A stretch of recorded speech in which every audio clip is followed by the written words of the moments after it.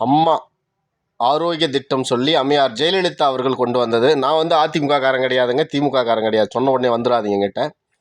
அந்த அம்மா கொண்டு வந்த திட்டம் இப்போ அதே திட்டத்தை ஸ்டிக்கர் ஒட்டி 16 விதமான பரிசோதனையை பண்ணி கொள்ளலாம் அப்படின்னு இப்போ தமிழ்நாட்டை ஆள்கின்ற தூய சக்தியான ஒரு அரசு சொல்லியிருக்கிறது. ஐயா, அது 15வது வருஷமே 15லேயே கொண்டு வந்து அம்மையார் ஜெயலலிதா இருக்கும் போதே கொண்டு வந்த திட்டம் அது. 16 விதமான உடல்களை செக் பண்ணிக்கலாம், ஃப்ரீயாக செக் பண்ணிக்கலாம், இலவசமாக செக் பண்ணிக்கலாம் அப்படின்னு அந்த திட்டத்தை அம்மையார் ஜெயலலிதா அவர்கள் கொண்டு வந்தது. அம்மையார் ஜெயலலிதாவுக்கும் எனக்கு எந்த சம்மந்தமும் இல்லை.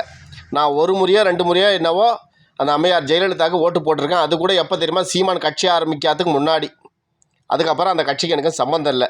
ஏன்னா விஜயகாந்த் கட்சியில் பயணிக்கும் போது கூட்டணியாக இருந்தாங்க. அந்த கூட்டணியாக இருக்கும்போது ஒரு முறை வாக்களிச்சிருக்காங்க அவங்களுக்கு, அவ்வளோதானே தவிர அம்மையார் ஜெயலலிதாவுக்கு எனக்கு எந்த சம்மந்தம். ஆனால் அவங்க கொண்டு வந்த நல்ல திட்டங்களை சொல்லலாம்.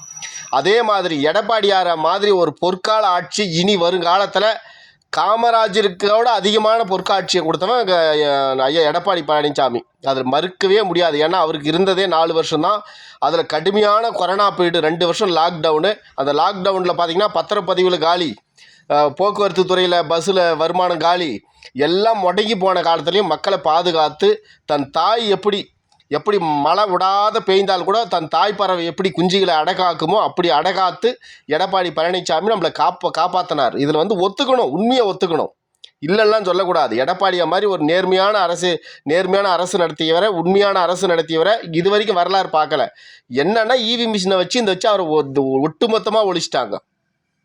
ஈவி மிஷினை வச்சு ஒட்டுமொத்தமாக ஒழிச்சிட்டாங்க அவர். ஏன்னா எடப்பாடி பழனிசாமி மீண்டும் அதிமுக வந்தால் பெரிய தமிழ்நாட்டில் எழுச்சி பிறக்கும், விவசாயிங்க வளர்ந்துருவாங்க, நல்ல திட்டங்கள்லாம் நடந்துடும் அப்படின்னு அவர் திட்டமிட்டு ஒழிச்சாங்க. அது வேறு கதை. ஆனால் இந்த உடல் பரிசோதனைன்றது அம்மையார் ஜெயலலிதா கொண்டு வந்தது. பொற்கால ஆட்சி என்பது எடப்பாடி ஆட்சி. இதுக்கப்புறம் 5 ஆண்டு காலம் ஃபெயிலியர் ஆட்சி. இனி வருங்காலத்தில் 5 ஆண்டு காலம் மிகப்பெரிய சோகமான ஆட்சி. இந்த 10 ஆண்டு காலம் தமிழ்நாடு பின்னோக்கி போனோம்னா குறைஞ்சபட்சம் சுதந்திரம் வாங்கணும் இல்லையா, அந்த காலத்துக்கு நம்ம போக போகிறோம். அதான் உண்மை. சரியா புரிஞ்சுக்கோங்க. ஒருவேளை நாம் தமிழ் கட்சி சீமான் வந்துட்டு இருந்தாருன்னா நீங்கள் சொல்கிற மாதிரி எல்லாம் மாற்றத்தை எதிர்பார்த்துருக்கலாம். பெரிய மாற்றத்தை, பெரிய சேஞ்சஸ் எதனா எதிர்பார்த்துருக்கலாம். இல்லை அன்புமணி ராமதாஸுடைய குடும்பத்தில் யாராவது ஒருத்தர் முதலமைச்சர் ஆக்கியிருந்தீங்கன்னா ஒரு பெரிய மாற்றத்தை எதிர்பார்த்துருக்கலாம். இல்லை எடப்பாடி வந்திருந்தால் கூட சரி, சில விஷயங்களை எதிர்பார்த்துக்கலாம். ரொம்ப இல்லைனா கூட சில விஷயங்களை எதிர்பார்த்துக்கலாம். திமுகவாக இருக்கட்டும், இப்போ வந்திருக்கிற அந்த கட்சியாக இருக்கட்டும், அந்த பேர் சொல்ல முடியாது, நம்மளுக்கு வேண்டாம் அந்த பேரெல்லாம். ஏன்னா அந்த பேரை சொன்னால் கூட அப்படியே அவர்கள் வந்து ஐயோ அப்பாப்பான்னு சொல்லி கெட்ட வார்த்தையில் பண்ட வார்த்தையில் இது தேவையில்லாத ஒரு வேலையாக இருக்குது. இதுதான் அவங்களுடைய அரசியல் நாகரிகமாக இருக்குது. நம்மளுக்கு வேண்டாது. அந்த கட்சியும் ரெண்டும் ஒரே கட்சி தான், திமுகவும்